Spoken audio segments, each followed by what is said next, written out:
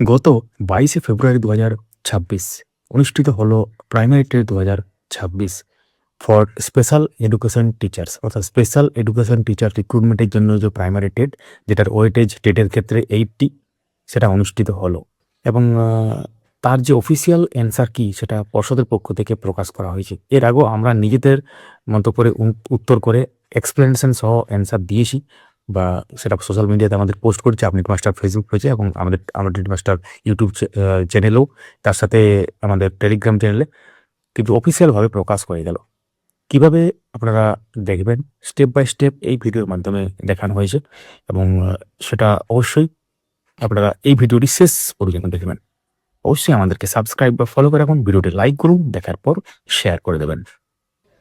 এই সেই official notification যেটা গতকাল প্রকাশিত হয়েছিল, আমরা অলরেডি শেয়ার করেছি। 23/2/2026 দেখতে পাচ্ছেন নোটিফিকেশান।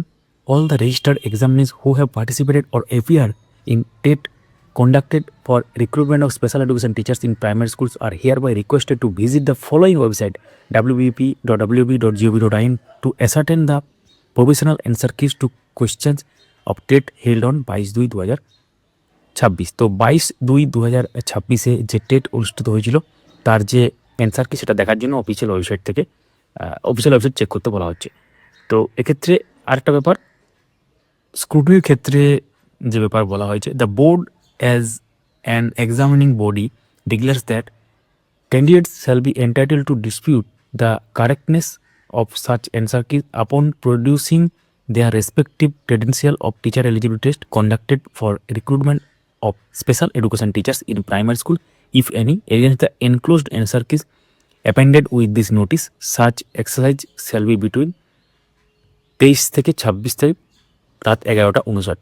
তো 23 থেকে 26 তারিখ পর্যন্ত আপনারা এটা চ্যালেঞ্জ করতে পারবেন, এই যে অ্যান্সার কি প্রকাশ হয়েছে।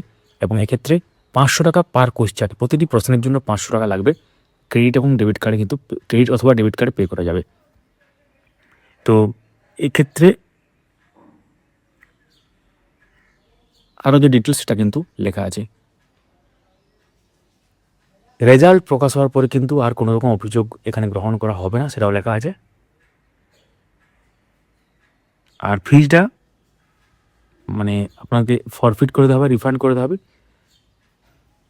যদি আপনি যে অ্যান্সারটা চ্যালেঞ্জ করছেন বা যে প্রশ্নের জন্য চ্যালেঞ্জ করছেন, আপনি যদি ঠিক হয়ে থাকেন এবং এক্ষেত্রে এক্সপার্ট যদি ভুল হয়ে থাকে সেটার ক্ষেত্রে বা আনজাস্টিফায়েবল, তো সেক্ষেত্রে এই ব্যাপারটা কিন্তু fee indicated above shall stand refunded by the board through এনইএফটির মাধ্যমে upon furnishing the NEFT details by the applicant or candidate in the event the contention of the applicant or candidate is found to be correct, proper and justified। তো এক্ষেত্রে আপনি যেটা challenge করছেন, আপনি যদি ঠিক হয়ে থাকেন এবং বোর্ডের দেওয়া অ্যান্সার যদি ভুল হয়ে থাকে, তাহলে কিন্তু আপনি টাকা ফেরত পেয়ে যাবেন এনইএফটির মাধ্যমে। সেটা আপনি এনইএফটি ডিটেলস দিতে হবে।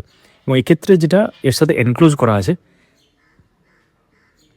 যেটা question booklet code AS1, BS2, CS3, DS4 and ES5 দেখতে পাচ্ছেন পরপর আছে। তো এই যেটা দেওয়া আছে এগুলো কিন্তু আপনারা যে সেটে পরীক্ষা দিয়েছেন বা আপনার বুকলেট কোড কোনটা সেই অনুসারে মেলাতে হবে। তো এটা নিয়ে আমরা কোন কোশ্চেনের কোন উত্তর হবে ভিডিও যদি চান কমেন্ট করুন, আমরা পরবর্তী ক্ষেত্রে নিয়ে আসবো। তো একে দেখতে পাচ্ছেন এটা অ্যান্সার কি পরিষ্কারভাবে সমস্ত সেট অনুসারে করা আছে 150টি প্রশ্নের জন্য। তো খুব শীঘ্রই কিন্তু এটা প্রকাশ করে দেওয়া হলে খুবই ভালো ব্যাপার, কারণ এত স্পিডে কাজ হচ্ছে এক্ষেত্রে।